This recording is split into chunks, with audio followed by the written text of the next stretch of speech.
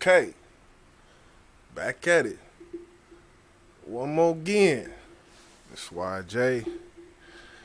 And I got some things to talk about. Man. Today, I'm going to let me go ahead and share this out. I'm going to do something that I like doing, which is dissecting the sound of music, dissecting everything to do with the synthesizer. For those watching, this live will be somewhat educational, and I feel like it needs to be talked about. Definitely does need to be talked about. Let me see. Make sure we public first and foremost. Salute anybody on the replay. One time. We gonna talk, man. We really gonna talk. It's gonna be an in-depth look at the synthesizer. I put synth in the title because that's what I call it, but it's short for synthesizer. What's good, MA in the building? What's good? And we're gonna look from where it started to where it's at now. Different eras that have maximized the synthesizer and these digital components that have been added into music beside what we know. We got pianos, we got all of these different instruments that people use to create this beautiful thing that I have a passion with. Alright, let me do that real quick. But yeah, we definitely gonna get into it. We're gonna start off like this though. TTFV2, this number 3 off TTFV2. We're gonna do it like this. MA in the building, what's good with you? Oh yeah, I come to talk, man. I come to talk tonight. Let's go. Choices made before we in the grave. What can I say? Day by day, just trying to avoid the rage. What can I say? But that bed was made. And it's ironic because you got to stand on what you laid. Let me get this straight. I made this bed that I'm going to lay in. Then I got to thinking. Decisions made during self-examination. Like, say, fam, you made that bed, you got to lay in there. Take what come with it. Throwing rocks in a glass house might end up under it. Yeah. My thought pattern is on Saturn. I could come back down to earth, but that don't matter. Ooh, shit, doing this for gratitude. Ooh, trying to get a multitude. Cool, I am not dealing with you fools. That'll be a lose-lose situation on red alert. No FEMA, I was 13 with a broke speaker, watching doc films on cult leaders. Dissecting them thought patterns got so evil. Thinking about the bed that they laid, or in most cases the grave that they paved. Let's get it straight. I'm feeling trapped behind these walls as I lay in this bed I made. Wish life could pause till I get shit straight. You say it's fake, I say it's cause and effect. Decisions and regrets feel like I'm hexed. I made this bed. I'm feeling trapped behind these walls as I lay in this bed I made. Wish life could pause till I get shit straight. You say it's fake, I say it's cause and effect. Decisions and regrets, tell them what's next. Now take a guess, it's one or the other. Redemption or shame, man. The first half will take you further, and the latter half will drive you insane. That'll turn you down that road. Devious acts, plots full of mischief, full of friction. Feeling good now, wait till the guilt kicks in. That's a hell of a feeling. Now let's talk, let's make it interesting. Imagine you look in the mirror, not liking what you see. Now you want a different reflection. Negative self-perception is like having satellites with no reception. Listen close, this your therapy session. Switch it up, switch it up. I cannot believe the shit I seen. Until I seen somebody go through more than me. I can't take that for granted. Got stains on my mental, had to break the chains off my temple. Now I'm the king of this palace, but I'm feeling trapped behind these walls as I lay in this bed I made. Wish life could pause till I get shit straight. You say it's fake, I say it's cause and effect. Decisions and regrets feel like I'm hexed. I made this bed. Damn it, I got to this point. Check cleared, I'ma rock till it's void. Last year put a stop to that noise, and that ain't the end of my story. Nah, hit him with more. The mind is more important than the finest jewelry. Keep that in the safe, under lock and key. I'm the only one that got the key. Stop it, please. Them is the voices giving me choices. Riding on the main line dormant, and I can't avoid living in this vortex. Should've stayed in the cut like forceps. Plan B can't abort that. No way, no how. Okay, now slow down. It's too I made. Wish life could pause till I get shit straight. You say it's fake. I say it's cause and effect. Decisions and regrets feel like I'm hexed. But I made this bed. I'm feeling trapped behind these walls as I lay in this bed I made. Wish life could pause till I get shit straight. You say it's fake. I say it's cause and effect. Decisions and regrets feel like I'm hexed. Yeah, man. So we here with it once again.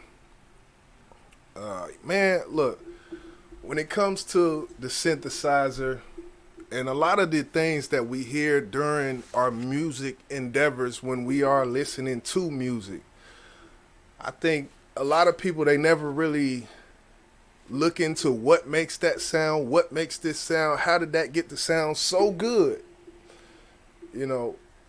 And that's the kind of stuff I like to dive into.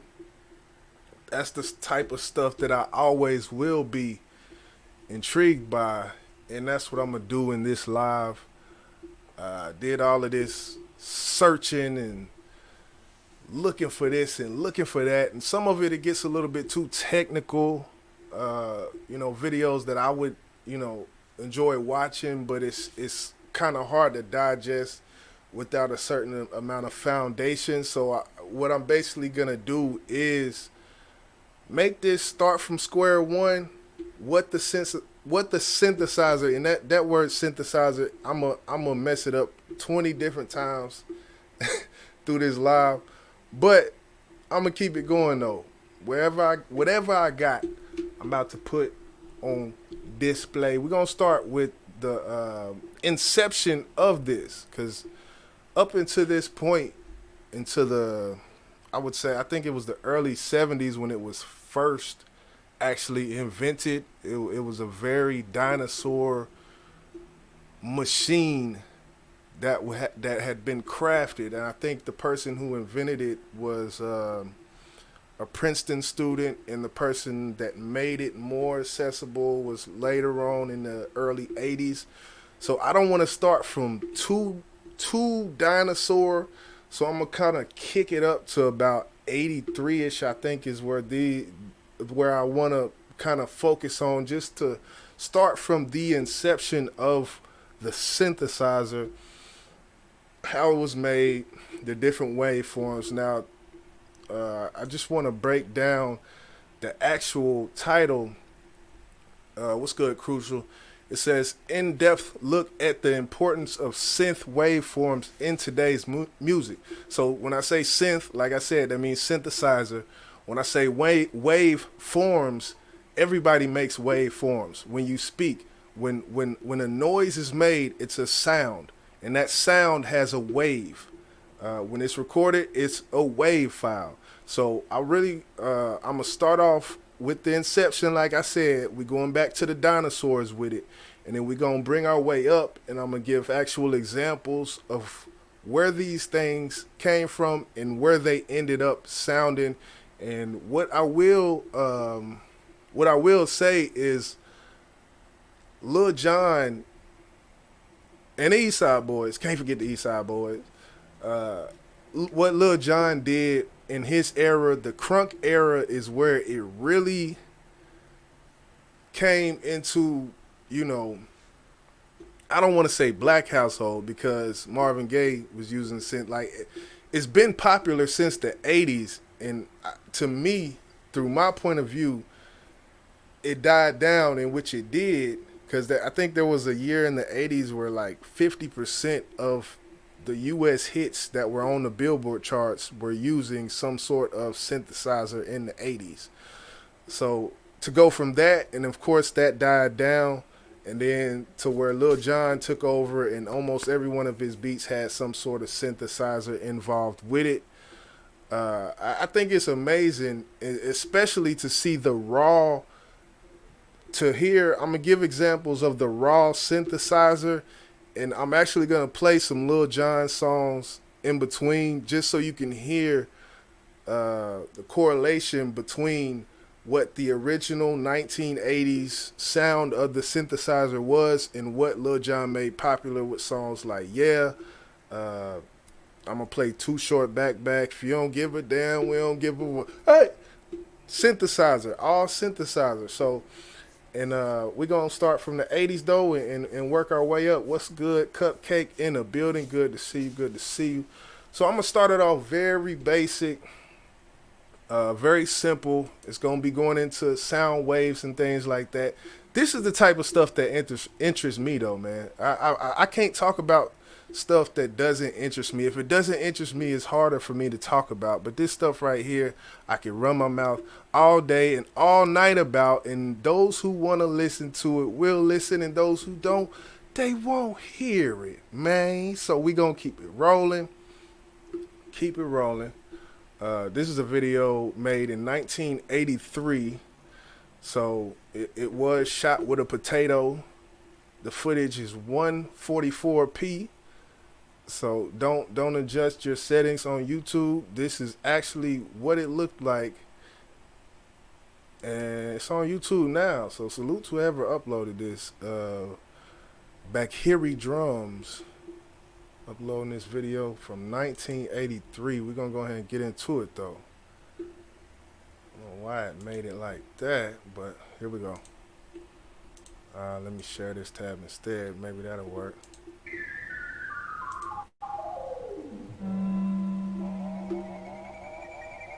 I enrolled in college both as a music major and electronics major. Shortly after enrolling, I left college to join a jazz recording artist to program electronic music. This led me into composing for motion pictures using computer technology. This technology is revolutionizing music.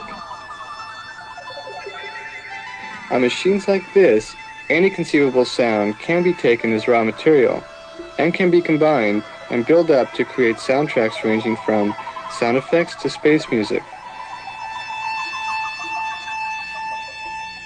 To find out how electronic music is created, let's first learn how sounds are produced on conventional musical instruments. When a string on a string bass is made to vibrate or oscillate, a sound is produced. Boss, what's good? By changing the length of the oscillating strings with the left hand, the instrument produces different pitches.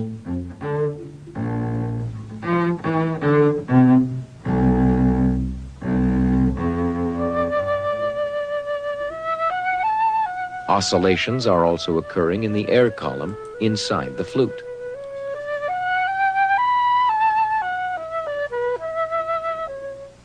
When fingers are raised and lowered, the rate of oscillation is changed, and so is the pitch. All right, we're going to get into it. That was just this next part is really going to explain what I'm talking about. The flute sound can be picked up by a microphone and changed into an electric current that also oscillates. This electronic oscillation can then be shown. It forms a wave pattern.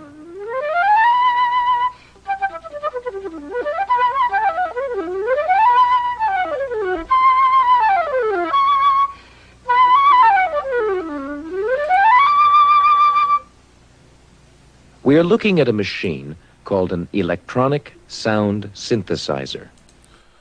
So I want to stop it right here because I just want y'all to get the gravity of what this started off as. Like I said, this was the inception of the synthesizer that we have today at our fingertips with Windows 98. If you got Windows 98, you can run software that does the same thing that this big machine is doing right here. Every one of those different knobs that you see is something that affects the waveform.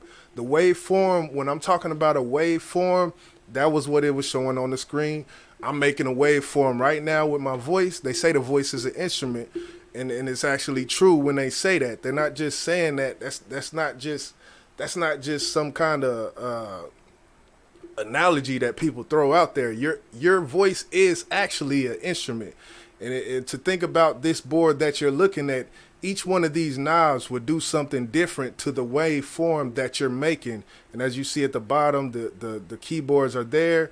you set up all of these knobs and you play, and it makes different sounds. So I just want to give a little bit of my take on this, and we're gonna get into some, you know, music theory may come up in this, but this is what I like to talk, man. This is what I like. The synthesizer can create and alter sounds.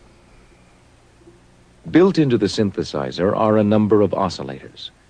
These oscillators produce sound electronically.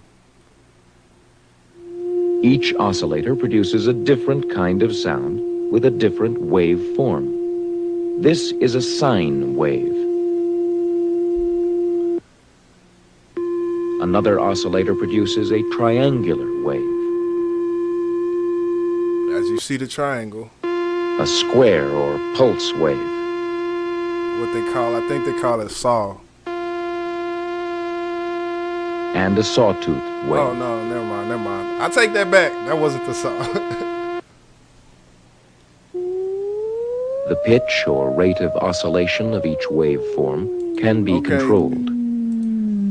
Now you hear that? Y'all heard that noise. We've heard that noise before. And I wanted to wait to do this, but just being that we just heard that, and I want to play it again. That last example that they gave, because I want to kind of tie it in quicker than I wanted to at first, just to, you know, so you get a feel for where I'm going with this. And a sawtooth wave. Not this one, but the next one.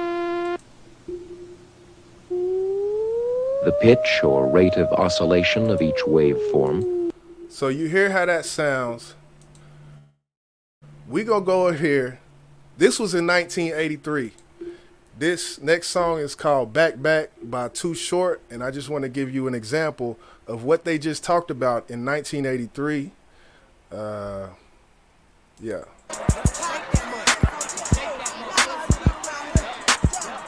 We got a new dance.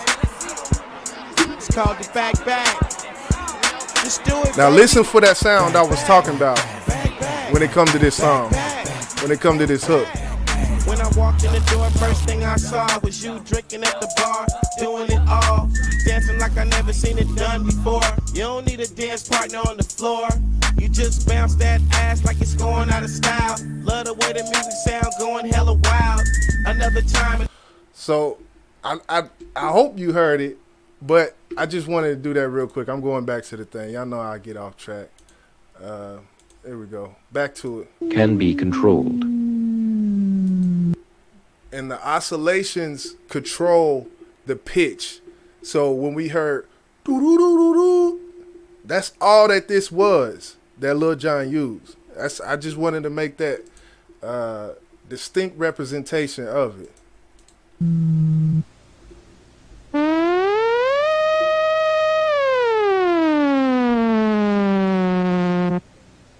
Pitch can also be controlled on the synthesizer by using a fingerboard.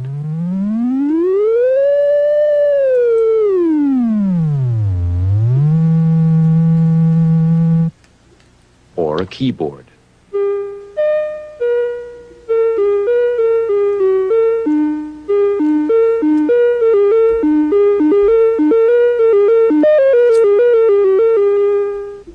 By mixing waveforms, richness and variety of sound can be achieved.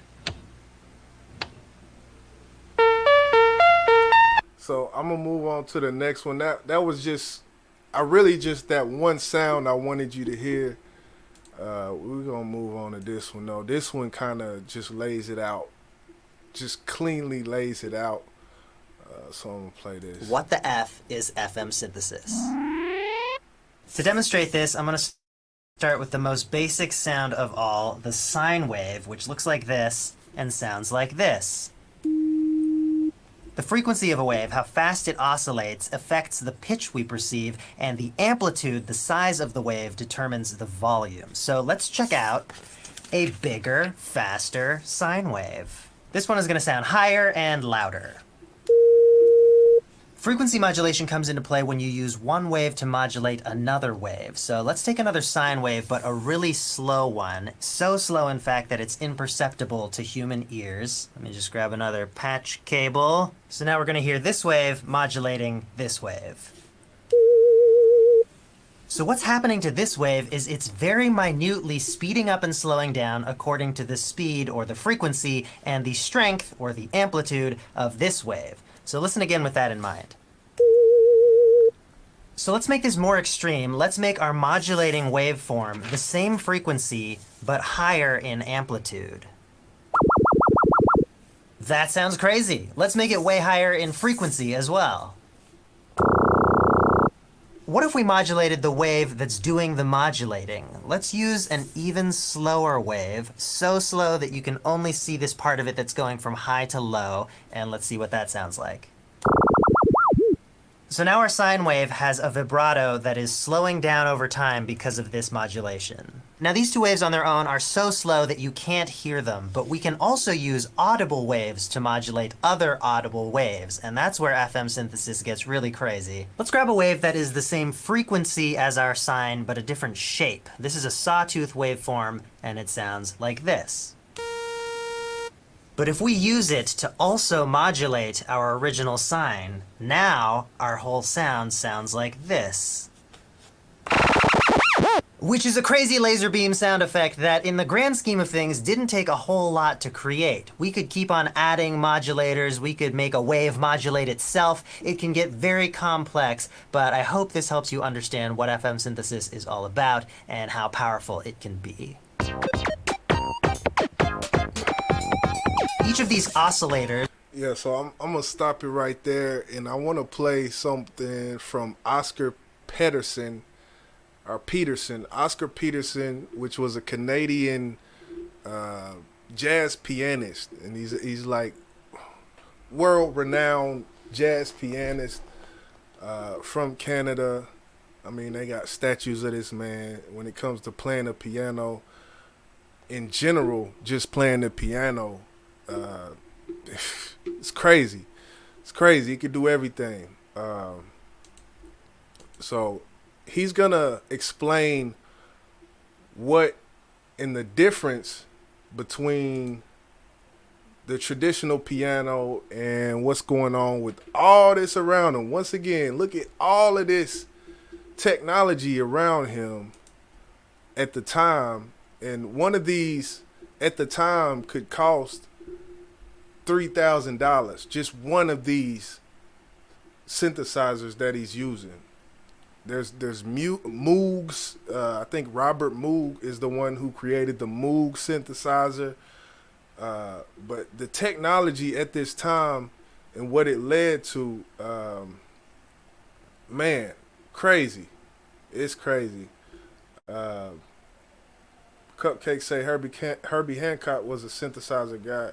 Yeah, Herbie Hancock, most definitely. The British music, most definitely. Yeah, Oscar Peterson, I just stumbled across him. I don't know why I had this idea to do this live, but I knew if I did this live, I could talk for ages, and that's probably what I'm up here doing. But I'm going to keep it rolling, though, man, because really I just don't really care. So Oscar Peterson's Synth, and the way he explains it and goes through it, I think it's very educational. So I was like, hey, let me put this on. But that's crazy though that you said your ex-husband, that was one of his favors. He said she met Oscar before he died. Yeah, and I did see that. They said he had arthritis from a young age. Like, he got diagnosed with arthritis while he was very, very young. And it's crazy that he's a pianist and for that to happen. But his story, I kind of looked into it, and it's definitely interesting. But we're going to get into it.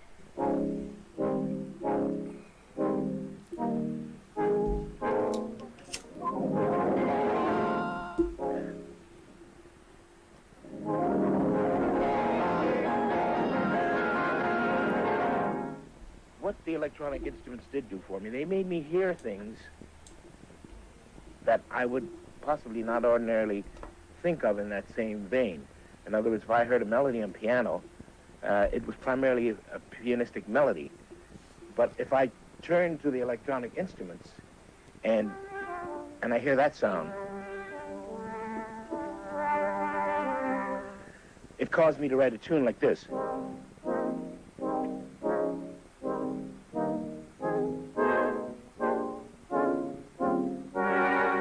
Now that kind of swell, this, you can't get on a piano. And that's always been one of the points of frustration with keyboard artists. I think that the fact that we could never really hit a note and make it swell. We could diminish it, but we couldn't swell it.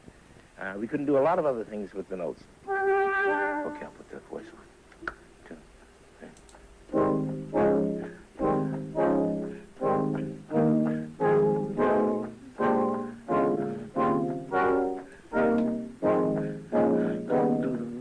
Another thing that always frustrated me as a performing artist was the fact that when I played something, I had natural thoughts about what I wanted for a background. These instruments now make it possible for me to not only write this, but perform the background exactly the way I want it performed behind me. There's like a flute voice.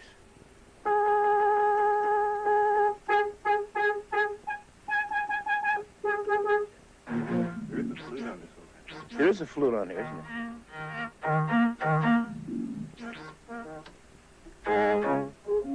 it? Goodness, just okay. Just looking at all that shit jammed up in that place, man.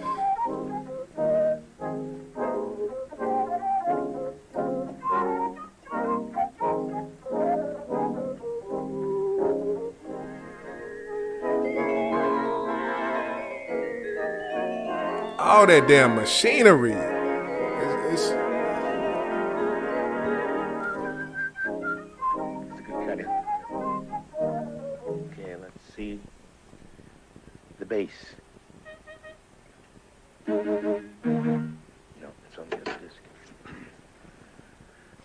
I'm going to keep this alive at Duke Ellington Orchestra in another 3 minutes. Anyone's normal question would be, well, then what is the inevitable end I'm seeking with these instruments? I'm going to do some recorded projects with them. I do not intend to replace the acoustic piano because that is a majestic instrument in its own right, and that is a special entity to me in my life. But I hopefully will be able to meld the two together.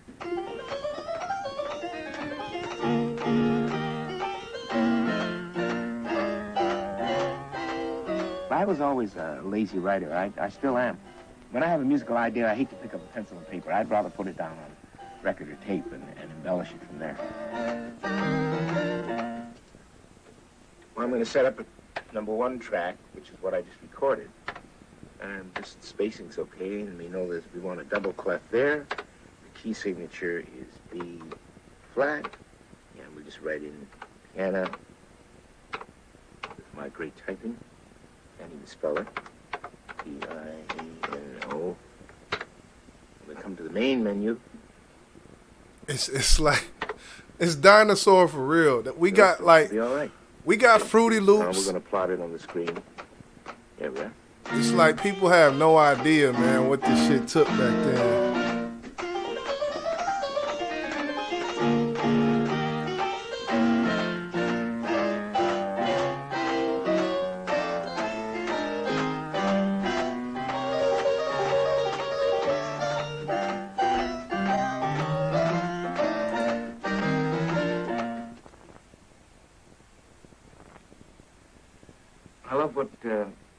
Him to be a very important innovator as far as making people see things, and I wish I could make people hear. Yeah, it's just wild. I think whenever I started making beats and the time it took is crazy. The time it takes to learn a simple, not even a simple software, but the time it takes to make Fruity Loops sound like something. We got Metro Boomin. We got all of these producers who are all basically using the same, Pro Tools, Fruity Loops, the same the same software. And to see where all of that started from is very interesting to me. I'm going to go into some Prince in a little bit just to see a little bit of his process. But I think the piano, when it comes down to it, the piano is one of them instruments that just throughout history the piano is one of them instruments where it's a very I'm trying to think of how to put it, but you think of the Ray Charles, you think of the Stevie Wonders, you think of him, you think of Prince, you think of all of these people. And what I will say about instruments in general, we talking about just instrumentation of general. The piano and the guitar, I feel like are the two greatest pieces of instrumentation that artists have at their disposal. That's just to my ear.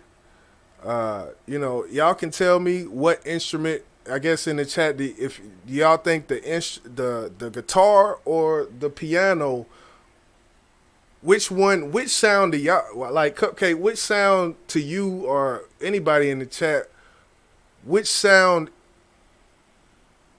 brings feeling out more? Like when I listen to music, certain sounds bring a feeling out. There's feelings that come out of that instrument that are played. Do y'all believe that the guitar brings out more feeling, emotion, raw emotion, or do you believe that the piano brings out more feeling or raw emotion? Cupcake say piano. Melanated say piano. Boss say the guitar. And I would be interested to see what your thoughts on that are. If you want me to drop the link, I will. Myself, I even though I asked y'all that question, it's a hard one for me to answer. But what I will do is give my breakdown on both of the instruments to me. And now, to me, I think the guitar is more versatile. Just the basics of a guitar. When you think about the guitar and its many different forms, you got a guitar all the way down to a banjo. On the upper scale, you got electric guitar. Piano's the same thing. You got Rhodes, Rhodes. You got organs. You got different sounds for each instrument, but to me, when it comes to just that raw emotion and just the scale of it all, I would definitely have to say that piano, just for me myself, it would have to be the one. And I think that may have to do with just something about my ear and the guitar. It has to have, the guitar for me has to have a certain sound. Cupcake say, I say that because of how much complex classical music that she's heard. Yeah, and that's the thing. It's a very complex instrument with a very wide scale. I don't want to shortchange guitar players at all, because that's also a very, very complex process, especially if you look at some of the note patterns of a Spanish guitar, these different staccatos or whatever you call it. I know you know the terminology, probably, Cupcake, but they're both right. But I would say that all in all, those two instruments have to be the two most favored. Say the guitar does something for me, and the piano does, and that's the thing. It's all about the ear. It's all about the ear. So I definitely respect that. I'm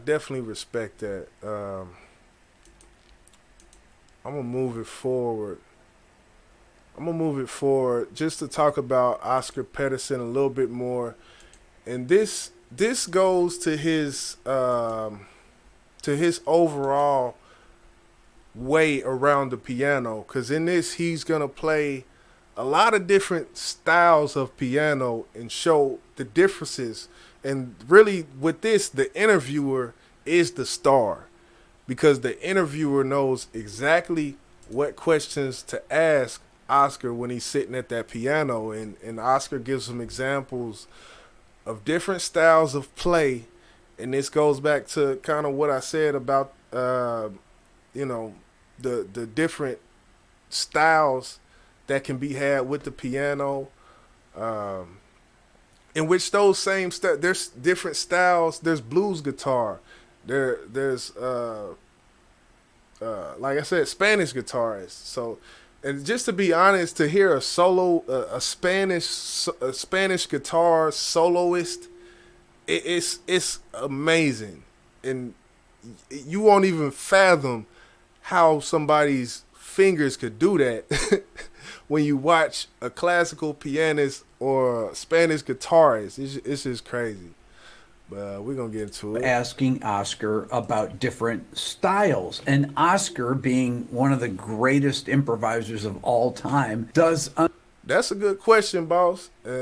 Maybe while I might, if someone else don't beat me to the punch, I might have to Google that to see which was created first, because I do not know, and I will be the first to tell you I do not know. I wish I did though, so I'm definitely gonna look it up, if not on this live stream, after the live stream. Amazing demonstrations of each thing he asks him about that only somebody like Oscar Peterson could do. So let's watch this together because it is ridiculously great. Okay, so it starts out like this. Thank you, and His Grace the Duke thanks you. And Oscar, let's hurry through this. I've got some notes here from my scrapbook. I wonder if it would be possible to pick a tune and have you show us just superficially, perhaps. Are you going to pick a tune that I know? Are you going to pick a tune I know? No, go ahead. Because I might pick buttons and bows, or who knows.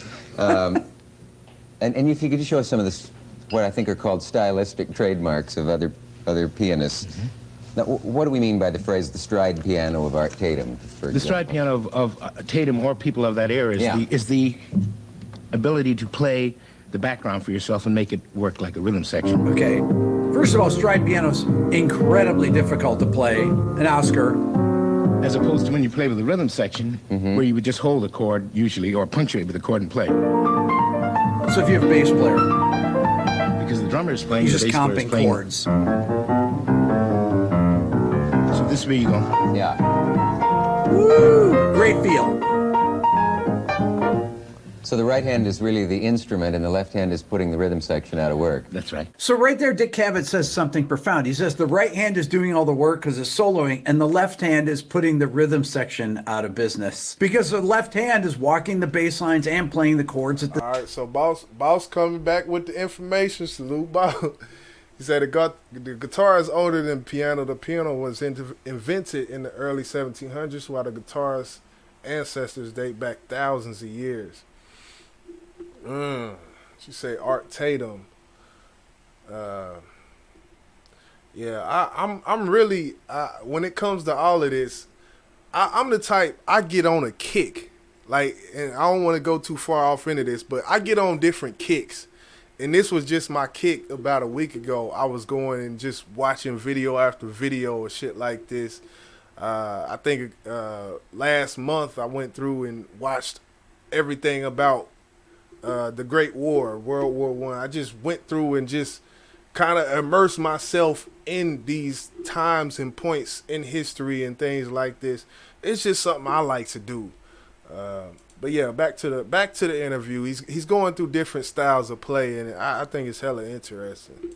the same time, so that it sounds like a complete ensemble. That's a really astute observation from Dick Cavett, who's not a musician. Okay, then... That's the idea. Okay. What else did I put down here? Oh, yeah, here's something I wrote, made note of. That's, talking about influences on you, and the, quote, the two-fingered percussiveness of Nat Cole.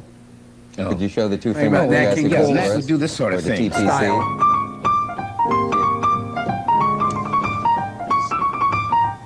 Which each note has its own articulation rather than being an insipid phrase like... Yeah. Okay, this is on afternoon TV. And he used mostly the front end of his hand. And emphatic like that. It was very emphatic. Sort of it was articulated like you do in speech. Then the Muzak running all the notes together. That's part of the sentence. The other part they could hear in your early influence was the lyric octave work of Earl Garner. This is Oh, they're talking unbelievable. about the full chords like this, where Errol used handful of chords to play melody. If he was going to play Getting Sentimental, he might play it like this. Oh, man. And delay it like that. You know? Uh-huh. Yeah. And as I said on another show, you have to know how to be able to do the proper delay so it doesn't sound false. Since you didn't name the airline, you better not name the other show. I won't. And boss, when you say that, that's crazy, because I didn't know that exact piece of information. But when you say that, I imagine myself opening up a grand piano, in which I have seen the inside of a grand piano, and I've seen the inside to see that what you said about the harp, people would think a harp and a piano are two completely different instruments. But when you think about it, that's a, 88? That's an 88 note harp, basically, is what a piano is. You know, a harp, I think, may have 5 strings. There's piano strings in there that are doing those sounds. So it definitely does make sense when you say that, boss. That makes complete sense. I love it. That What was it run by a middle-aged they have man just with white hair? incredible rapport. But what about the relaxed block chords, or would that be a typo for black chords? No, I guess not in George Shearing's case. Not George Shearing. George Shearing used this kind of thing. Oh, To run melodies like Roses of Picardy, where he used the fullness of a sax section almost, instead of playing. just with the melody and simple accompaniment. Great demonstration. Play it again. Yeah, and that the way he did that, he played the same thing, but he just separated it. Like, in all these terms, I don't know the terms, but I know what my ears hear. And what he did with that was basically play the same chords, but he separated them on hands. Earlier, like how he did with the other one, where he separated, like where he said the right hand is doing the solo and the left hand is doing the background. Like, so it's just interesting to hear that. My ear, I can hear. I don't know all of these technical piano terms that they are using, but my ear can hear it though. Again with partial chord. Partial chord would be 2 notes, for instance. It's much more sparse. This is full. Great You demonstration. know, it just occurred to me that I read so that you had given up singing because you sounded a little too much like a well-known singer. Don't say who it I'm not is. going to say. Let's see. Could you do a little bit of a Blossom Now, Fell and this see if is- the audience can tell who you sound like? All right, I'm gonna skip. Now, of course, you have to be my age to remember George Let's not Burns. explain it. What are double-handed, or is it double octave bass lines? Oh, I think there was, well, actually, what you mean double octave melody lines rather Maybe. than bass lines. Maybe. Because if you play This is a amazing. linear invention, if you play as a gain on As a Sweet gain. Georgia, Yeah. if you invent something as an alternative line, Yeah. then you can play the same thing with 2 hands. He's improvising.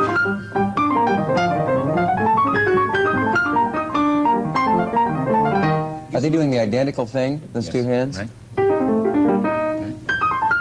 So but you get it in 2 different places on amazing. the piano. It gives a little different substance. This is a little difficult to do if you haven't been doing it. Was that ever hard for you, or when Great the question. first time you tried that, could you do it? No, I couldn't do it the first time I tried it. Okay. So right there, that question, was that ever hard for you? Or could you do it the first time? No, I couldn't do it the first time. That's the kind of thing that you want to hear, that people like Oscar Peterson, this genius that he had, yes, he had incredible natural talent, but he worked at it. And Facts. that, to me, is Facts. inspiring to see, to know Facts. that. And that is just a great, great lesson there. Continuing. What would I be hearing if the pianist was tonality based? I've seen that term thrown Oh, around. you'd be hearing, all right, if you take this same tune, Roses Okay. Picardy, right, you'd hear this sort of thing. Melody. you might hear a more involved harmony, Amazing. like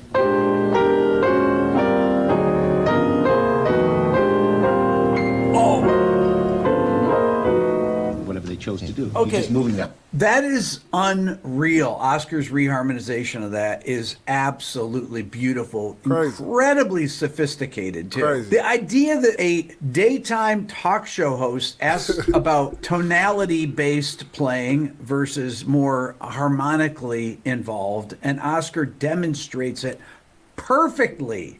This is on in the middle of the afternoon. You would never see anything like this on today. Of course, you didn't see anything like it on there back then either, but that is just astounding. Continue. The harmonies around, changing them to give it Yeah. to a different shape to the tune. Thank you for this master lesson. Quickly, 2 10-second questions. How good a trumpet player was Louis Armstrong in musicians' terms?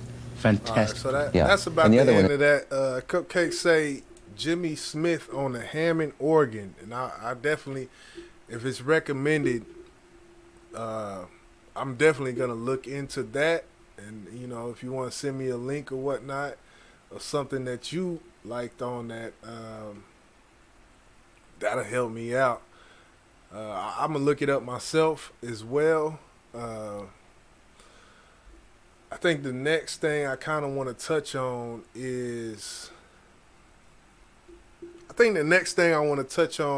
Prince. We got to talk about Prince. We have to, well, hold on. Before we talk about Prince, I want to go back to the original topic of the synthesizer, because I believe I should have, okay, my logistics got off, and I wanted to go to what synth is now, what the synthesizer is now. And I want to let us watch Mike Dean, which is a producer, Mike Dean, who actually made beats from Scarface, the Untouchables album. I believe that was the one he did most of the production on. But definitely worked with Scarface a lot back in the day. And to go from that sound to being what people consider a synthesis god of 2024 when it comes to Travis Scott, Mike Dean production has crafted this sound. You know, Kanye West can say whatever he wants about the sound of 808 and Heartbreaks. There was synthesis on that album. But I'm going to tell you right now, when it comes to true traditional synthesis and overall creating these, and I'm going to use a term that Cupcake taught me, walls of sound, Mike Dean creates that. And it's rare you hear the sound, the phrase wall of sound, and I'm accrediting this truly to Cupcake, which it kind of came full circle when I was doing my searches and stuff for this live. But I had a hard time picking out what would be considered a wall of sound in hip-hop / rap, because hip-hop rap music is based off patterns. These patterns have percussions, they have highs and lows. A waveform of a wall of sound is a wall of sound, meaning it's covered. And that's just not what hip hop is in tradition. But what I will say is Mike Dean has created that wall of sound, and he does create that wall of sound with production he does for artists in today, like this new generation. I've heard some things like that from some of, Playboy Cardi. But Mike Dean, he's definitely the godfather. If anybody watched the Tiny Desk from Scarface, Mike Dean was at the keyboard sitting directly next to him the whole time. And a lot of people didn't even know that was him, or didn't even know that he produced a lot of Scarface's classic hits he produced. To go from that to where he's at now is crazy. So we are going to look into that next, as soon as I copy this and paste this. It would have been done already if I knew how to walk and chew bubble gum. I'm like, look, I'm like, B.B. King could not sing and play the guitar at the same time. That's an analogy for how my brain works. We gonna keep it moving though, man. So this is Mike Dean. We gonna get into it. These studios can run up to, you know, the amount of money that these studios cost is ridiculous, man. This is a recent video. 3 years ago, this video was made.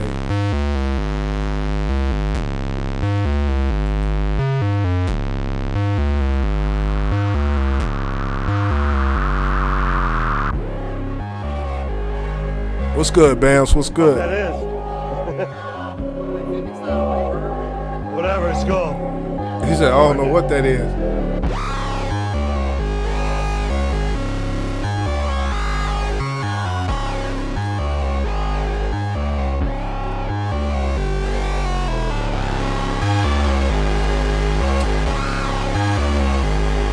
I'm starting to like it now.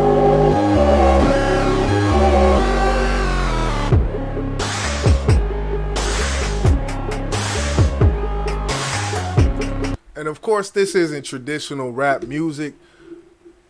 Basically, what I'm showing is the synthesis of the music and what he's doing with it. This is a Moog.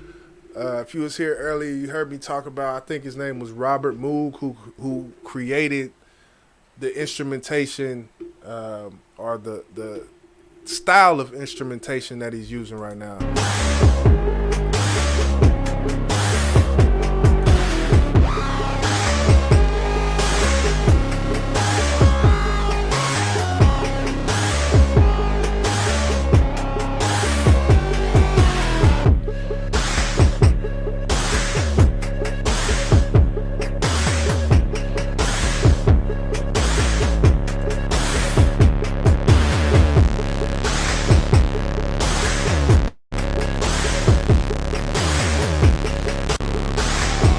Try to see, and again, I don't listen to that type of music, but like I said, I'm showing the synthesis of it all. No, you good, Bams? Yeah, let me go do something real quick.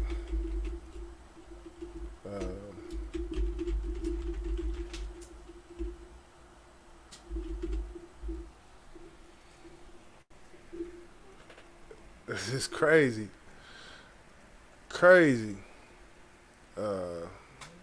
Analog synth. And when we say analog versus digital, analog is basically the old school, and digital is the new school of what's going on today.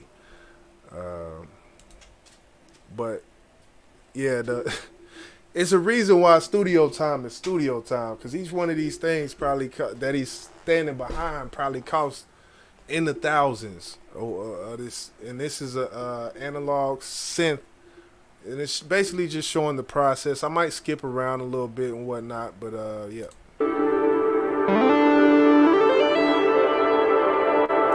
So from what we seen from the beginning of the live, It's so cool for live stuff, you know. You can to now,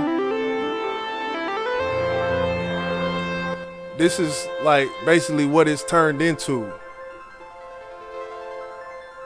From 1983 This to thing, 2024, like I love using arpeggios. this is the difference basically.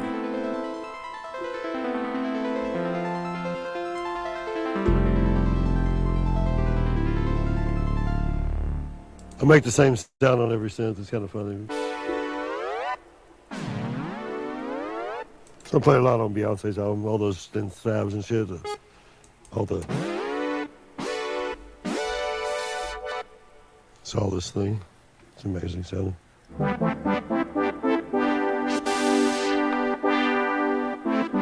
mean, it's, you know, it's like the top 2 sought after poly synths in the world. Appreciate that, Bams. Appreciate that. Supposedly the one they played on Thriller, on the CS80. But this one has a crazy history too. I'm waiting to get the rental records from it.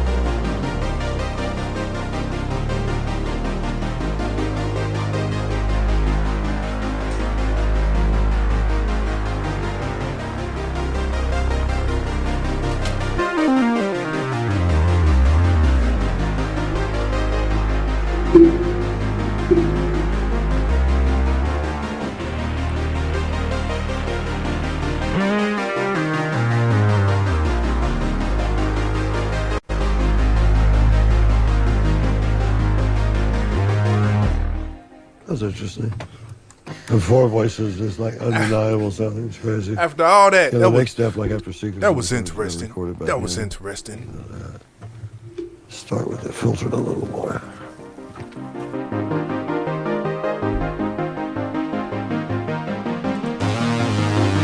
Yeah, Cocaine, and that's exactly what he said earlier. It's like he sat down that first little piece and just played it on repeat, and then he just riffed off of that, just freestyled off of that, and it's just it's a building block. It's a train track. The next track can't come until that last track done. You do that last track, move on to the next track. So.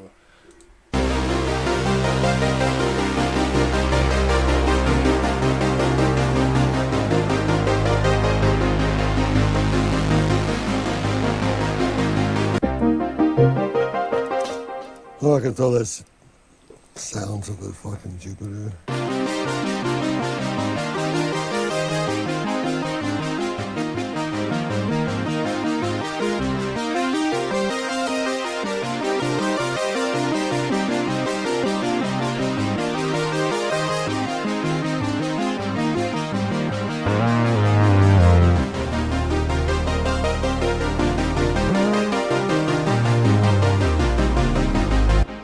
That's really cool where it goes major. What's up with that syntax? Syntax? I mean, I think it could come in right on that major chord, I think. Syntax is just a cool-ass Elka synth. Yeah. It's just like a Prophet. It's just got some cool filters and phasers and shit. Yeah.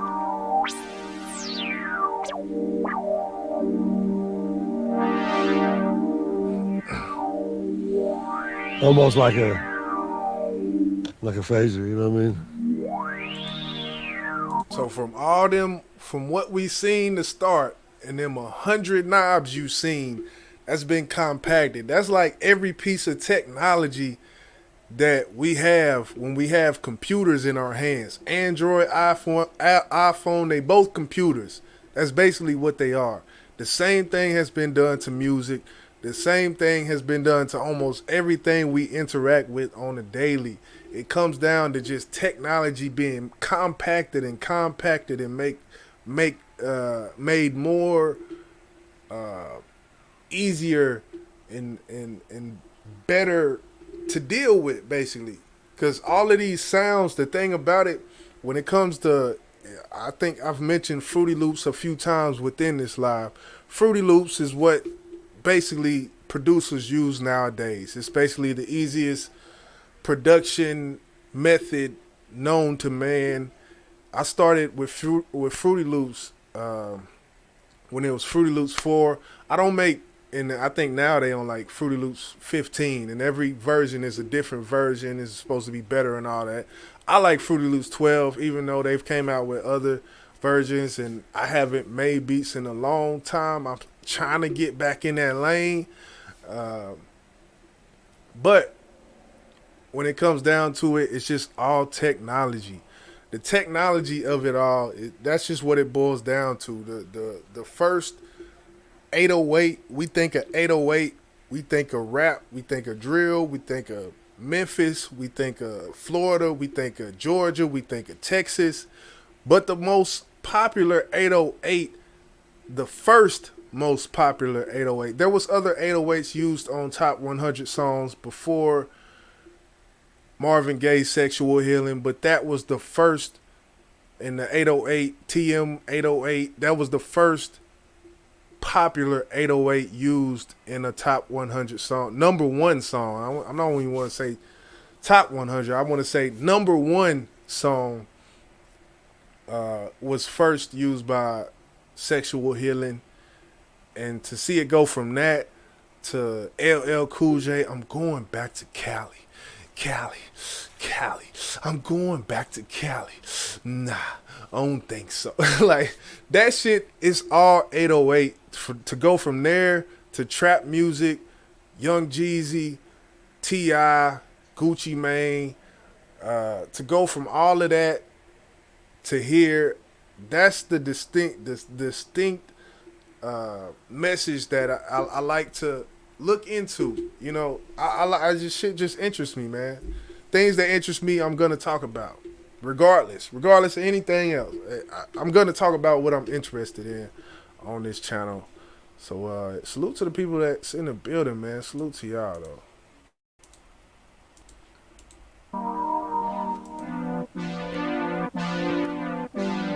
Just needs more juice. It's just double that EQ up a couple of times. Thing to do when you're working is just to go fast instead of digging for a solution. Just figure something. And this what he just said is very important because it's gonna be repeated in the Prince. When we talk about Prince and what he just said, it goes hand to hand. He said, Mike Dean just said, the most important thing is to work fast. Is to work fast. And when I think about things and how, you know, certain instances, we all try to be perfectionists about things and make things perfection. There's a time and place for everything, I feel like. You can work fast when you're at the head of your craft. When you're at the peak of your craft, you can work fast. When Mike Dean first started making beats, he could not work this fast. That's the one thing I want to throw in there. Because Prince, he worked fast. The amount of songs and the output that Prince had was crazy. And we're going to talk about that just a little later. I don't know how long I'm going to be on here, but I'm talking about something that I love, so it don't fucking matter. You feel me? Yeah, I'm going to keep on going. Put out and keep moving.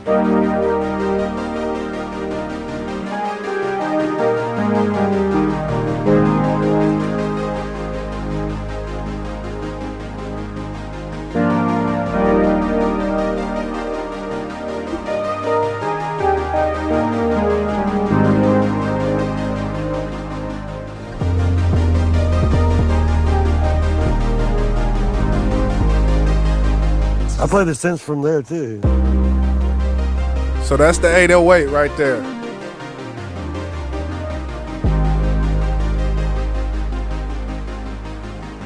No, it's just some 808 off of Reddit. Trap producer kit, you know what I mean? Yeah, I used to make Dean drum kits. Yeah. Hey, yeah, I download all that shit. It's like I used to have.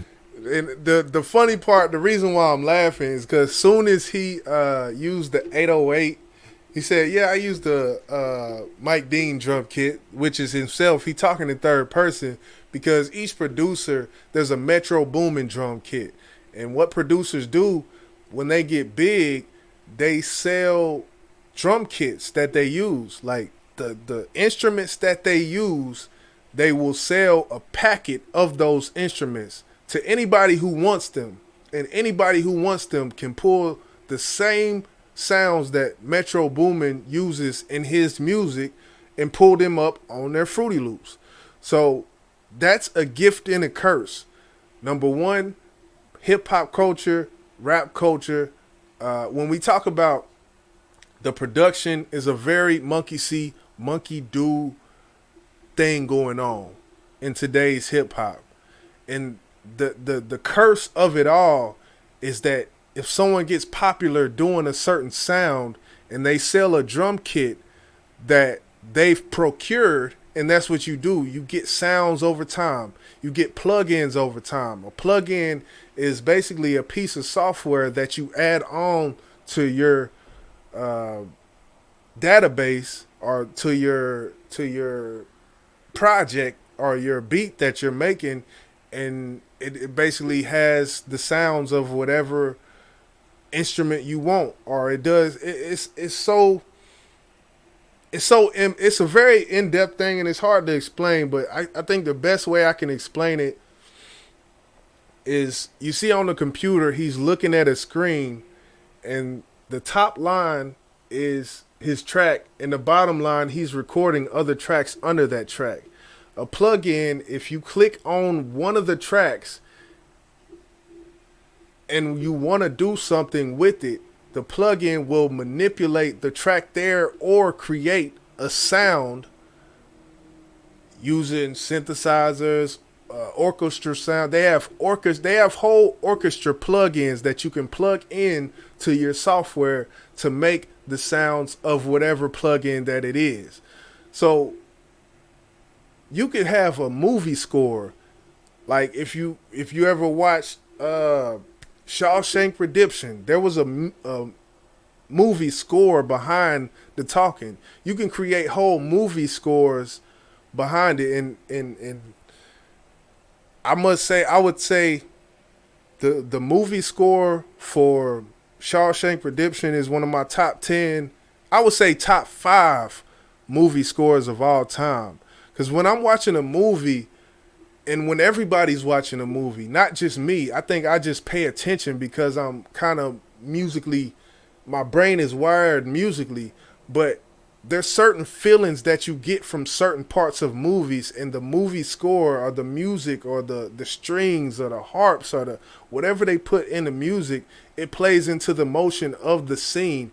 What I'll say is, if anybody's seen Shawshank Redemption, go watch it again and just listen to the music and just listen to how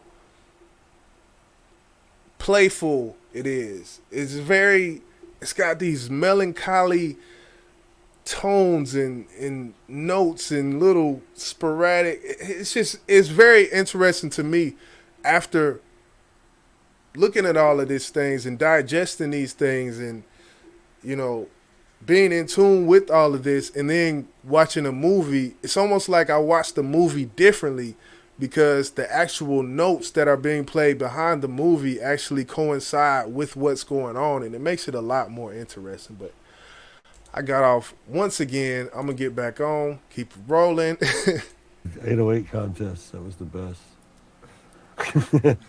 People would send me 808s. It was great. And I guess I would play something, this stupid thing.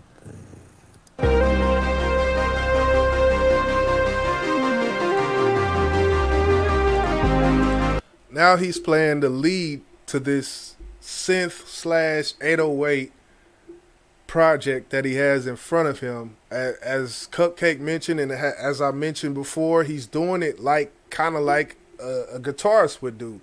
Get something set on the amp, and then you play some other things. So that's basically what he's doing now when he's playing the lead. This is almost like the lead vocal to his production.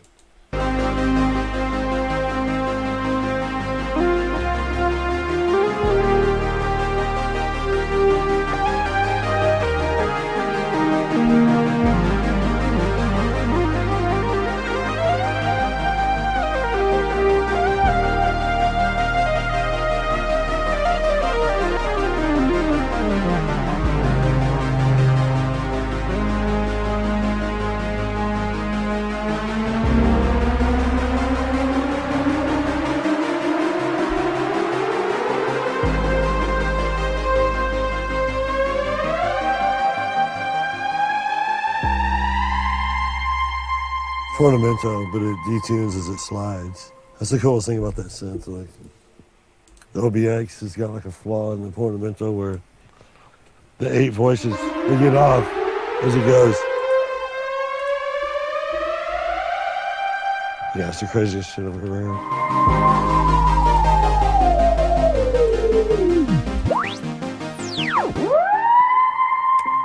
Quickie cleanup, like, I don't get lost in minutia. I just jump through shit real quick. See, everything I do is literally. And that goes back to the move fast, which we're going to talk about, like I said, with the Prince. He said, I don't get caught up in the minute shit. And this is, I think, something when it comes to engineering, that engineering is different than producing. When you're engineering, when I say engineering, I mean engineering the vocal.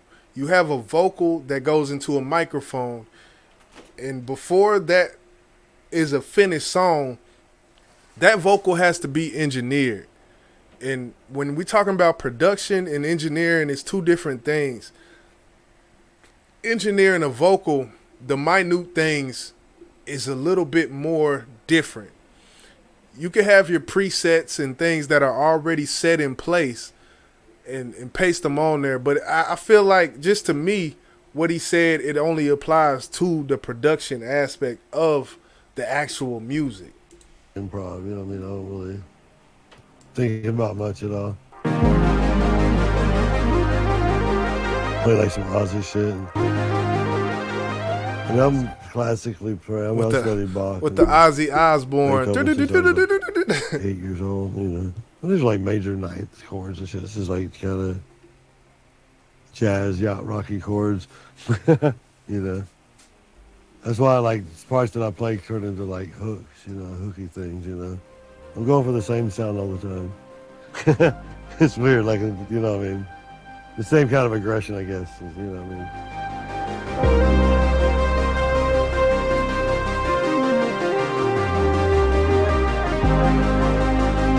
It's gonna be something cool.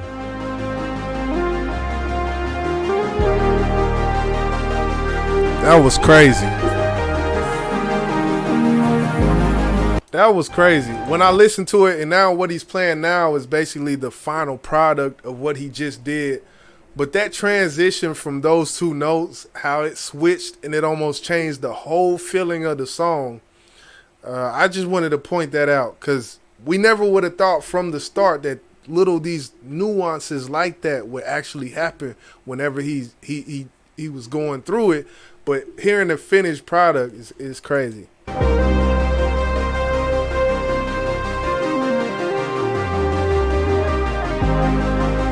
Coming up. Be something cool. Coming up right here.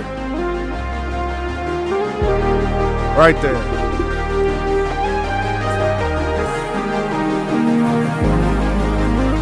Make the music sound better, right? You get a guitar.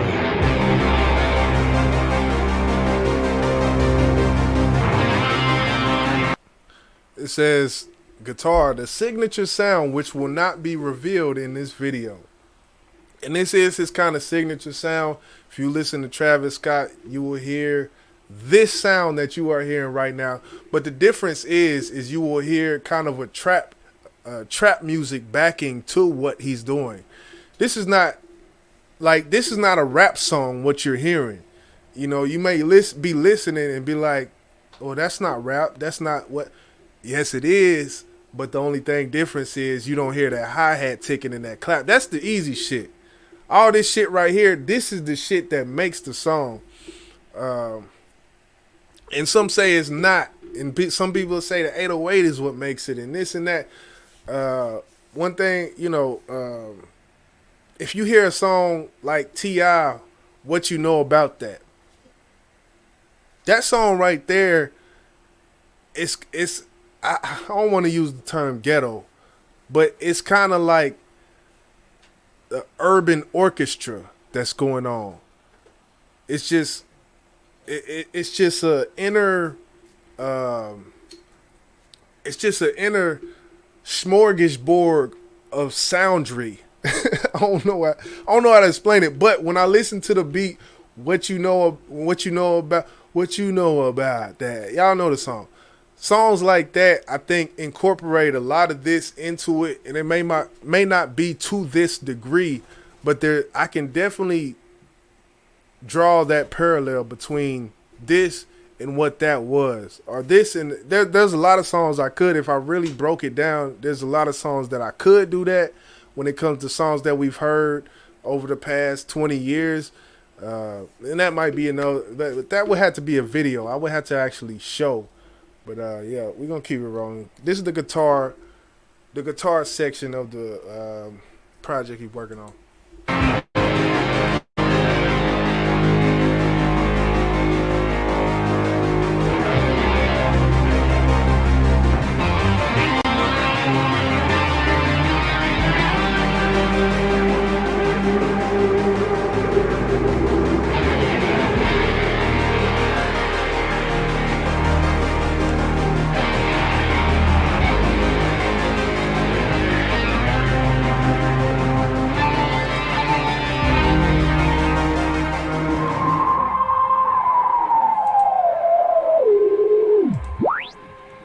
The delay is so good.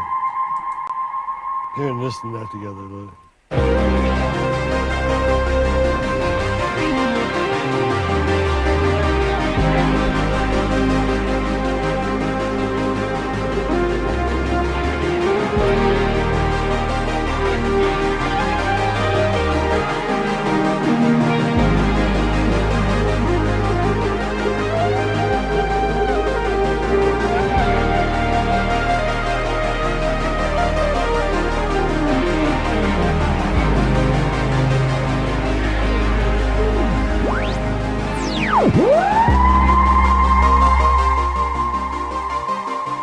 was fire. I love mistakes or whatever accidents.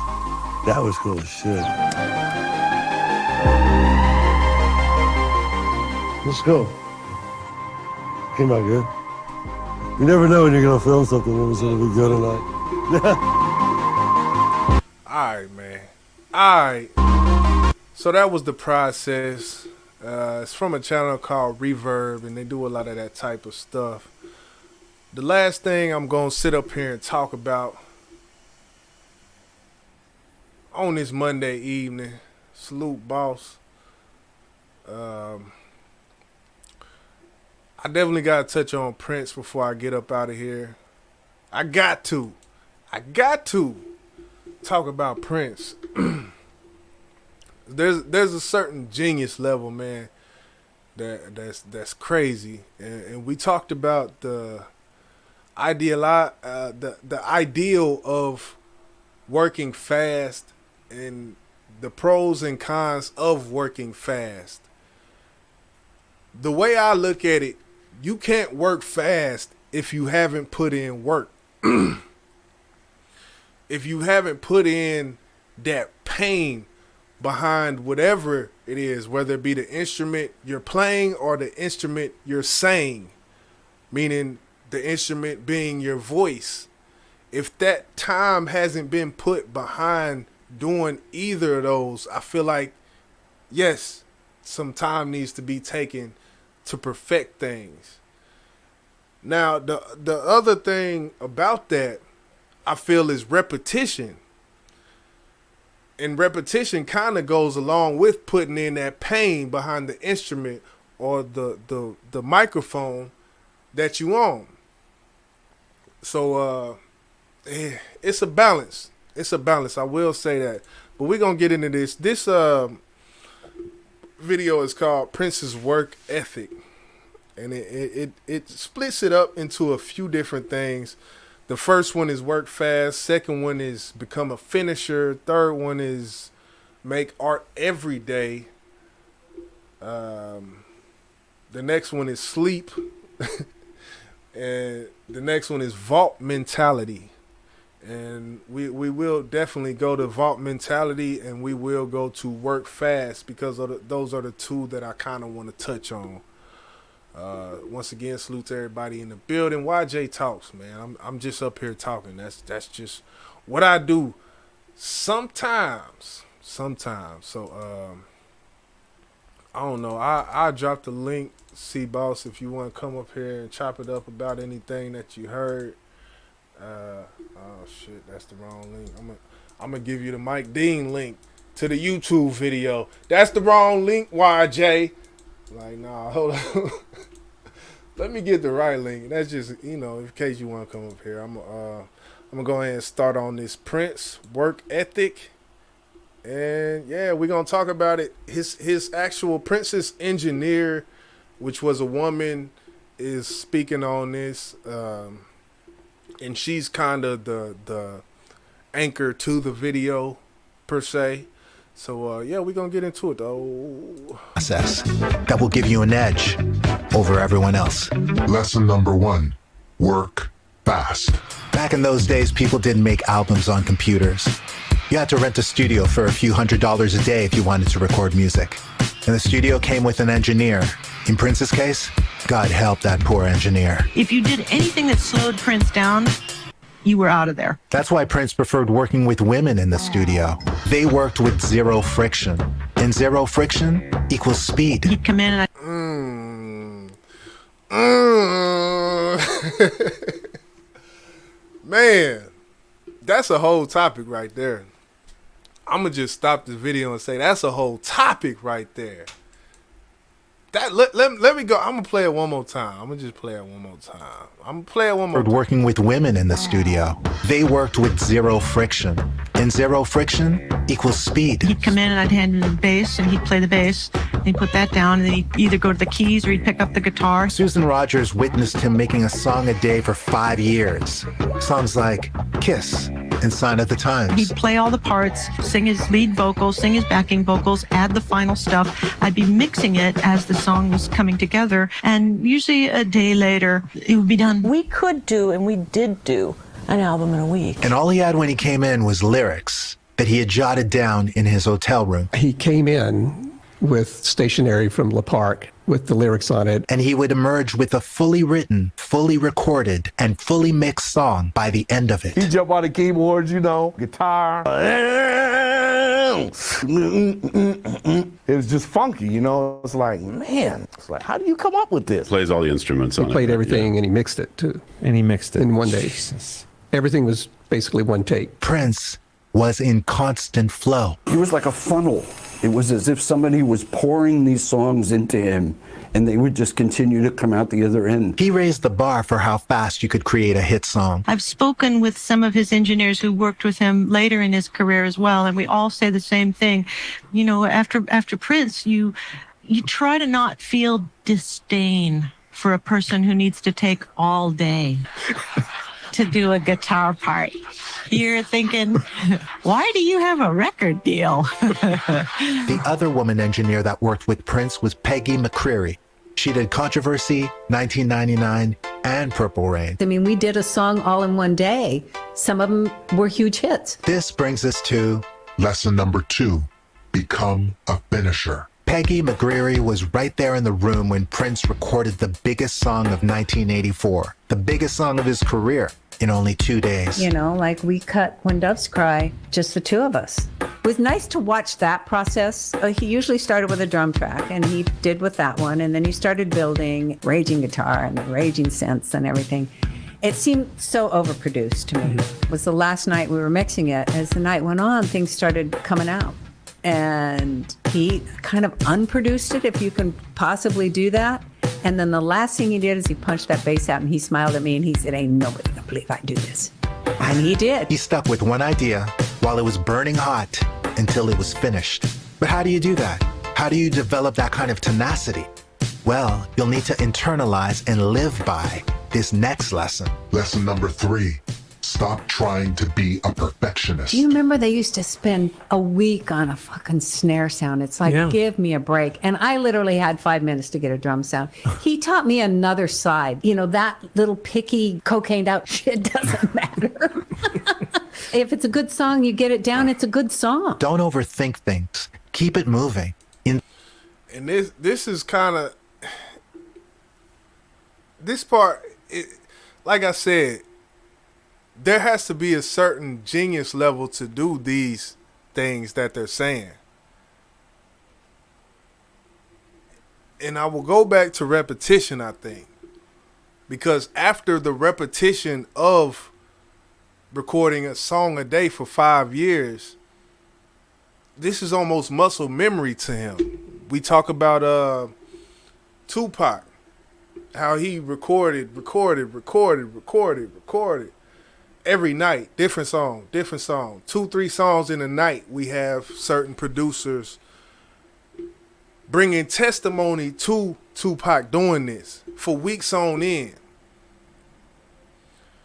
So after doing this for weeks on end, things like this, you can do that.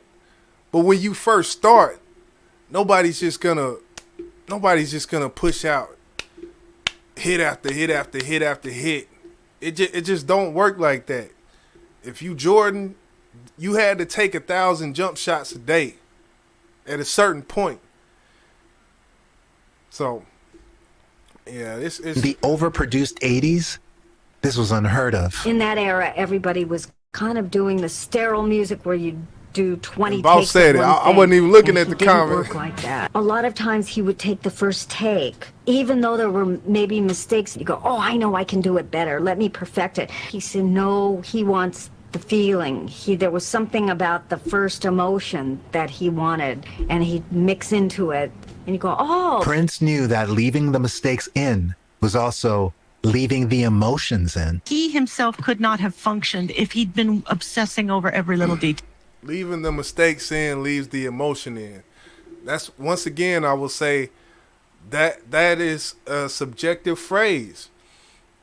Because the thing about it, say if you got a hook and you're recording a hook, and that first take you do, the emotion is there, but you might have said the wrong word. So you got to do it over.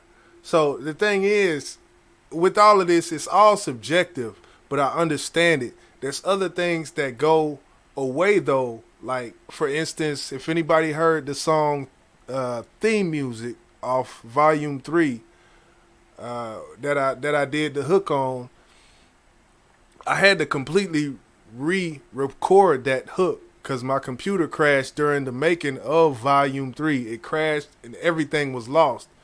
And Coder, the track number 1 on Volume 3 was re-engineered, and theme music was lost too, so that hook I had to do completely over. Looking back on it, I feel like I did it better the second time, but I don't really have a full version of the first time I did it. But what I will say is, after some weeks went past and I re-recorded that hook, I added notes to the hook, because the hook was kind of it was something like, when I touch down, I'm around, feeling like it's my theme music, pulling up in this dream cooler, and this is not a dream, but I feel like I'm floating now, and this should be my theme music, time to put it in motion now.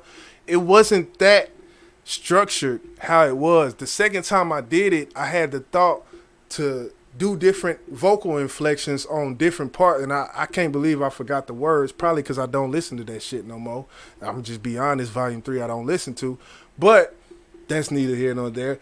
But when it comes down to it, I thought of things to add later on. That can be a gift and a curse. You could lose that emotion, or you could think of different things or inflections or different things within it to put into it. We've had great artists who work the complete opposite of Prince, who have been perfectionists, and they are just as great as Prince was at doing what he does. But this is strictly Prince's process. So there's no one way to skin this cat called music. That's one thing I want to really drive home. There's no one way to do anything when it comes to music. His work was gesture sketches.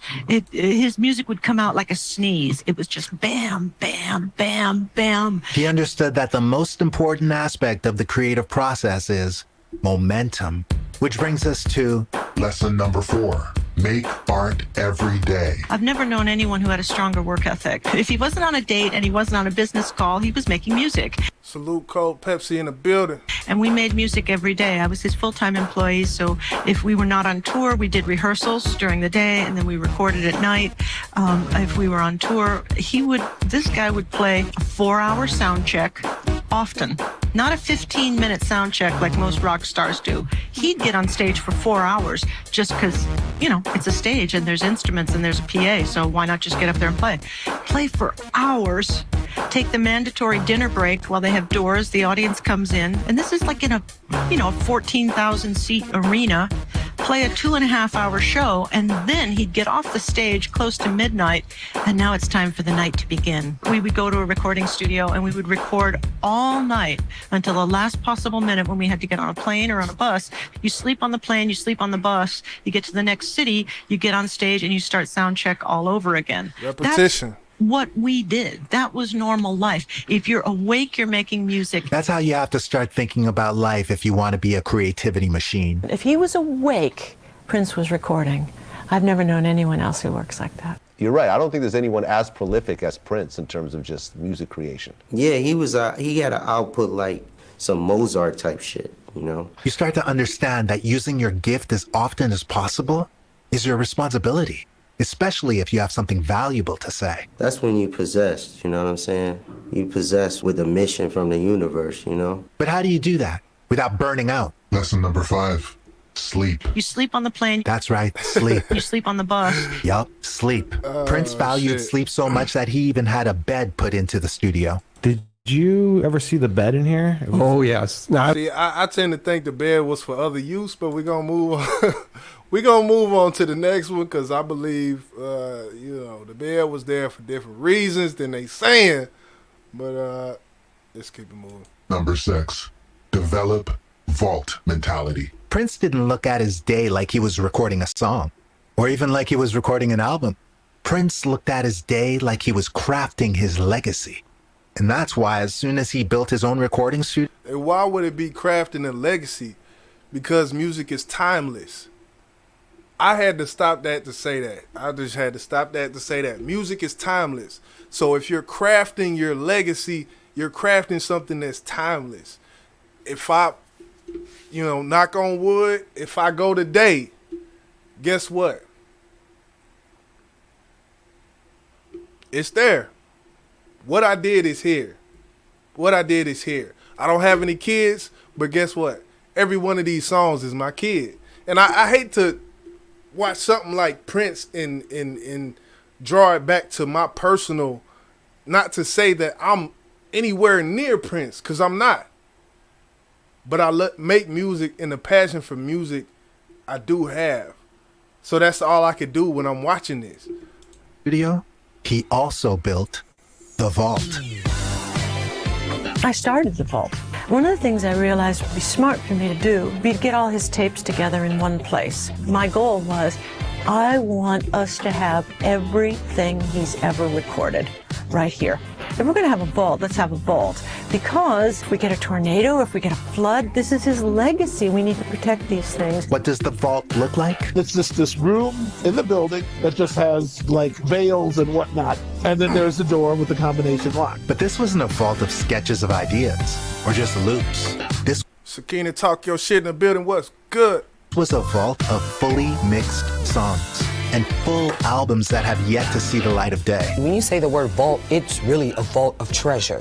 I mean, it's like the Beatles stuff. This stuff is incredible on every level with all different type of artists. You see the amount of recordings he has in his vault, it doesn't even make sense.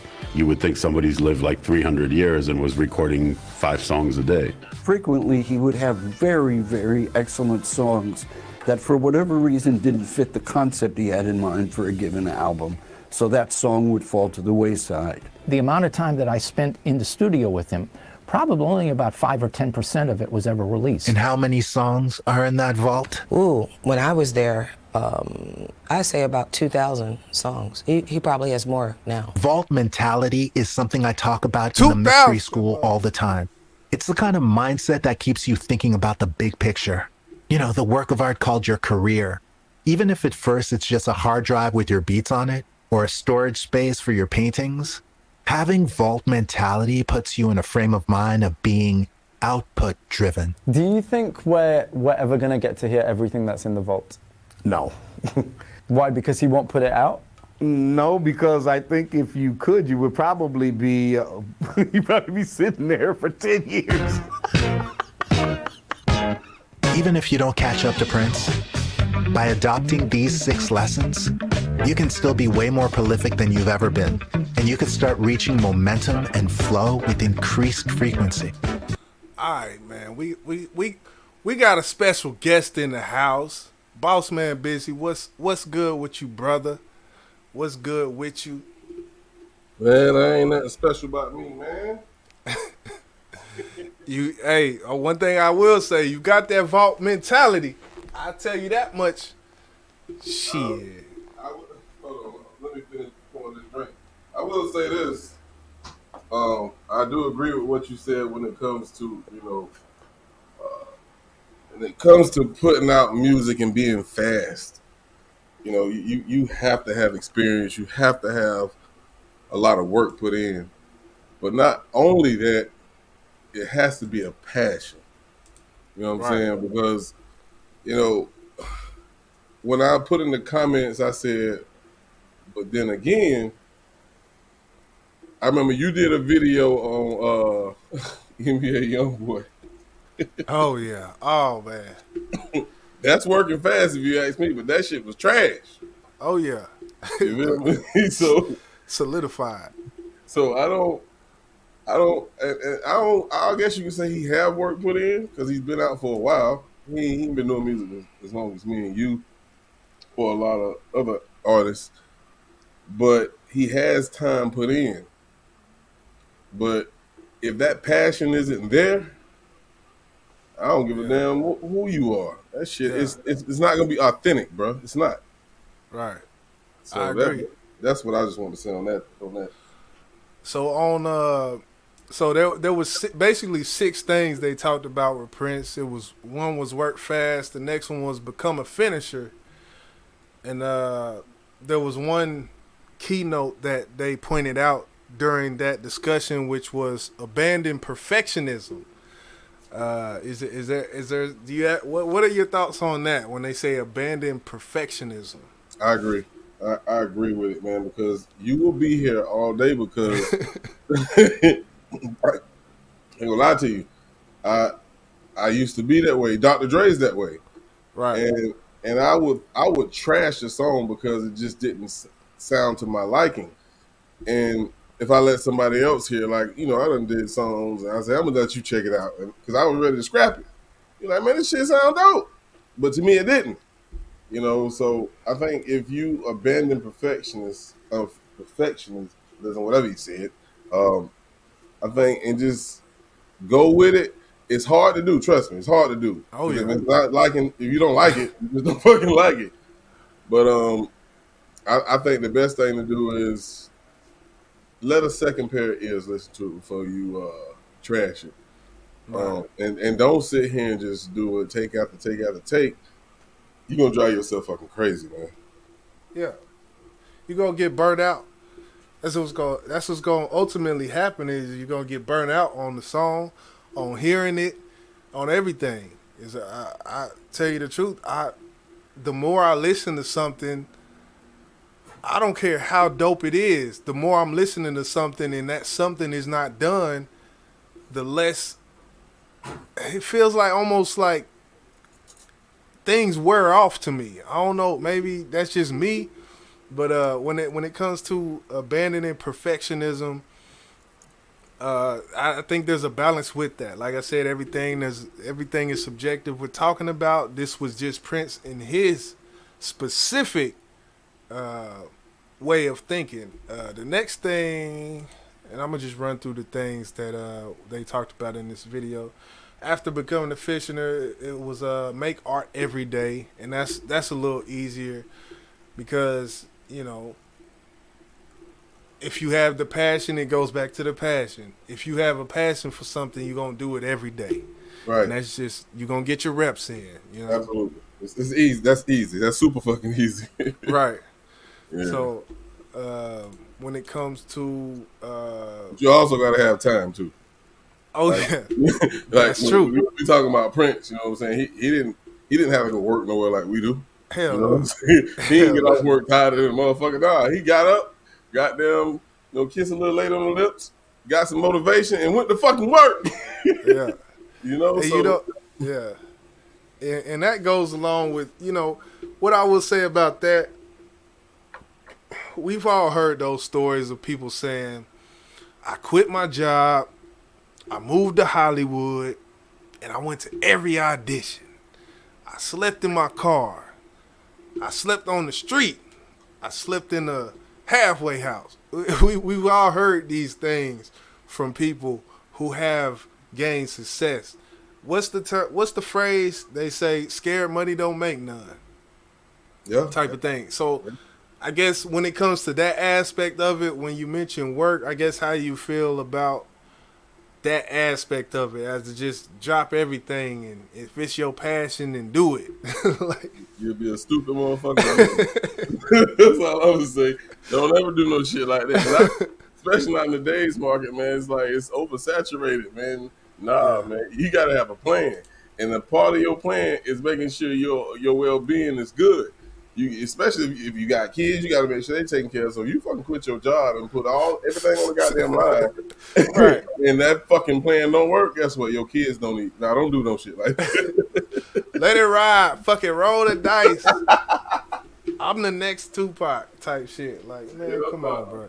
You got it's some logic to go with every phrase. Every phrase that's out that says something that sounds monumental. There's a logic that goes behind it, and there's a realization that everybody comes to, you know, if it don't work out how you want it to. Yeah, it's easier for people who are successful already to tell you to do some shit like that, bro. Don't fall for that, man. Right. Don't fall for that.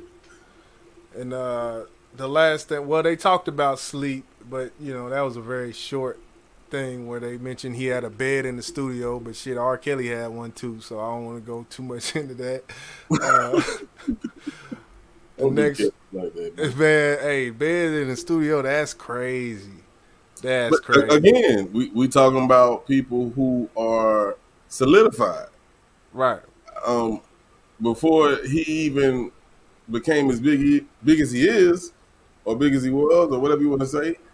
I'm pretty sure he didn't sleep in no damn studio. Yeah. You know what I'm saying? He was trying to get it in because back then I'm pretty sure he had to pay somebody to record him. You know what I'm saying? So, we talking about people who are solidified. Right. Yeah, most definitely. And yeah, of course, when he first started, there wasn't no bed in the studio. And the last thing they talked about was vault mentality, which I think you have a well grasp on that concept. You know, like myself, you know, it's output, it's passion, and that's the thing. That's crazy. All of these 6 things that they talked about, they all go back to having that passion. If you have that passion, you will have that vault mentality of I'm leaving this. This is here. This is done. This is solidified. TTF Volume 2 is on YouTube. It's not leaving. It's not going anywhere. Right. The catalog you have, Still Boss 2, Inspiration 1 and 2, it's there. Yeah. So, and you know, I gotta pat myself on the back. Like, everybody know that Prince is a legend, and I don't know if this is whoever is telling this story for him. Like, hey, what you said, Jizzle? Passion in each one of them. He ain't mentioned that. Not one time. You gotta have passion for any of these categories. And I'm glad you pointed that shit out, bro. Yeah, 'cause it's most definitely true. It's most definitely true. Salute to the people that are building. One last thing, I made a video about it, but I did something in the video that I didn't like, so I didn't put it out. But that tends to happen with me. I make some content and it be one little thing I don't like, and then I like, cut the fuck that shit, man. I don't even want to edit it, man. If I can't redo it, it's done. But I noticed that about you too. Salute, Shank Rock. Shank Rock in the building. What's good? Good to see you, brother. But so one thing I was thinking about, man, and I got to thinking over time, and this discussion is a very general discussion, just about money and success, right? When you think about money and what it does to authenticity, when it comes to how things are perceived by audiences, when you think about money, you think about all of these artists, all of these groups, and I'll even take this to battle rap with the artists, or the battle rappers. They start off and the hunger is there. The hunger is there. And as time goes on, these artists, they get bigger. These groups, they get bigger. These companies get bigger. Public perception is that the more money that it makes, the less authentic it is. Do you feel like that's true? Is there any truth in that? Or what are your thoughts on that, I guess? And the less authentic music is? Not just music, but it's kind of like an all-encompassing statement, because just in general, when a lot of money is created by something, public perception of it is that it's less authentic. Do you believe that's true? No, I don't see how. Like, how can money change? I mean, it can change your personality. It can change your life, period. But what does money have to do with it being authentic. I don't get that, bro. I don't know what they mean when they say Are that. being less relatable. Now you talking. Now you talking, but Okay. you can't really call it authentic because it's authentic to him or the artist, whoever they are. It's Right. not authentic to the listeners because they don't live the life of this artist. I can Right. definitely, then I agree with you on that Okay. 100% because they can rap about drinking 17 bottles of Ace of Spade and I got this Maybach and I bought another goddamn Lambo the other day. Nah, nigga, I still got the same goddamn Dodge, motherfucker. Nah, I can't relate to that. But I think at the same time, it can give an inspiring artist motivation to keep pushing. Because if you know this artist's story and where they came from, you like, well, I can do this shit too. Because I feel like I'm a better rapper. I'm talking like YJ right now. I feel like I'm better than you anyway, nigga. Right. Yeah. So I guess with that, I think what my mind goes back to is the corruption of money when it comes down to when you got a group, you got four brothers, or not literal brothers, but you got four guys that grew up together. They get into the industry, they start making music, and money comes along. And what we've seen time after time after time after time when it comes to money being inserted in a group of people and how money can corrupt. I think that's where I was seeing it. But what you just said, I definitely understand that wholeheartedly. Yeah. I think it goes to when we discuss about the mind frame of an individual, the mental stability, I should say. Right. If you allow money to change you as an individual, yes, what you're saying is 100% true. And I was finna say outcast, but at the same time, we know 3 Stacks changed, and I don't want to say I think he didn't become arrogant. I think he wanted to be a regular human being because Right. money changed his life in a way he didn't want it to change. He wanted to be able to walk around without people fucking with him. You know what I'm saying? Right. So I think if you can look at it in that aspect, Right. I think his mental stability was stronger than what he think it was. Because he didn't really want that shit to change him. So I salute him. So it goes back to who you are as an individual and your mental stability. That's how I see that. Okay.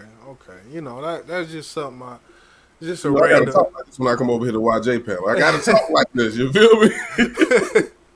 Already, man. Already. Shit, yeah, man. I think I'm about to go ahead and wrap things up, though, man. I appreciate you coming up here. Definitely, talked about the what I feel is the importance of synth waveforms in music, and I know that was more of a technical talk, and I knew it definitely. There's a certain listener for that type of talk, but did you have any, I guess you have anything or questions or thoughts about that portion? Yeah, I was actually driving when you was on that, and I'm gonna just say this: next time, leave Ti out when you give an explanation that goes against what you feel. You feel what I'm saying? It's a bunch of fucking smorgasbord. I'm like, wait a fucking minute, man. Hey, a smorgasbord, man. That's what I felt, man. DJ Toomp, when he put that, what you know about that T.I. song, that's what it was. It was like just an array of sounds that hit me kind of like just like a hood orchestra just playing in my ears and that. So that was actually a compliment to me. Okay. Coming from me, that wasn't, I wasn't down and man, dude, DJ Toomp is great, man. He's great. That sound that with that and the other songs, definitely he did his thing, man, in his time. But I will say this, going back to earlier in the live when I think when Prince was talking about I guess I hate to say it this way, but ignore the petty shit in the music. Right. And I get what you were saying. You can't ignore that when you're talking about the musical instrument called your voice. You can't do that. Right. But the small things, I think that, and I don't know, as far as an example of what he means, but he was trying to put out music, and I agree with him on that. I agree with him on that because I've had some beats, and I sent you was like, you fuck with the beat. You need some more EQs, a little bit more compression. And I understood it once I heard it again. Like, damn, these beats sound so much better now. So I think back then in those days, that wasn't as important as it is now. Because for one, they didn't have the things that we have today, as far as the plugins and all this computerized things that can make a beat sound so much better. So back then, I think he was correct, and I still feel like it is today. Because if it wasn't for you, I wouldn't understand a lot of the shit that you be talking about right now. Well, I appreciate that, man, and that's kind of why I want to do lives like this. The viewership is definitely not as important as the passion that I have for music. So, hey, I'm here with it. I was skeptical at first when I started watching. I was like, "What the hell is YG got going on?" Hey, but more I listened, the more it became more interesting to me. I was like, "Oh shit, okay." So salute. It all kind of ties in. The synthesizer. If it wasn't for the synthesizer, hip hop would not be where it's at now. And I will say that at the top of the mountaintops. I will say that hip hop, especially, I'm gonna go here. I'm gonna go there with you, Boss. Especially Southern. I knew it was coming. Especially Southern hip hop would not be where it's at today if it was not for that synthesizer. Because the East Coast they more sample driven. Pull up an old record from 1960 and flip that bitch and make that shit hot. But the synthesizer is from the mud, man. Get this piece of equipment, this software, this plug-in, put some 808s behind it, and rock the fuck out. So that's kind of why I wanted to do the live, man. Says the guy who talked a lot of shit about Ja Rule and all the samples he used. Yes, talk. Yeah. In the context of a 50 Cent Ja Rule versus battle that we did on the Bank channel, salute Bank Music Group, where it goes the fuck down.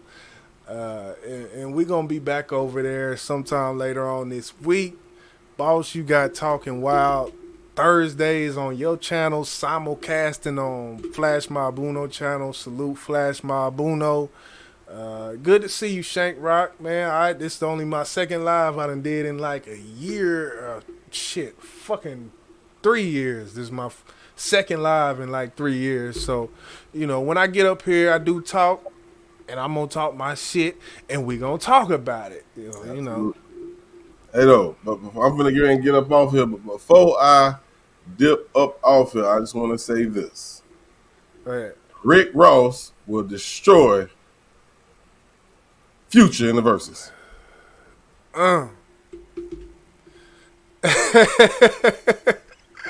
Y'all see how he jumped off? Oh man, we gonna get that in. I accept the challenge. Make sure y'all sub to the Bank Music Group. We do these impromptu versus battles, and I accept. I don't even need no group chat to accept that challenge. Rick Ross versus Future versus battle.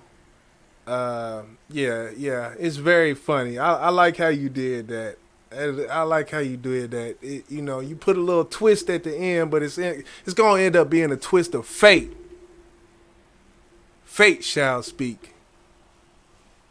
Billboard charts will speak. But yeah, man, I'm gonna go ahead and get up in there, out of here. Shit, I've been up here for like 2. Boss just dropped a link to the Bank Music Group channel. Make sure you sub and hit that bell button so when we go live, man, you could be tapped in with us one time, man. Salute to the people that came through. Salute to the people that's still here. I'm out, man. YJ.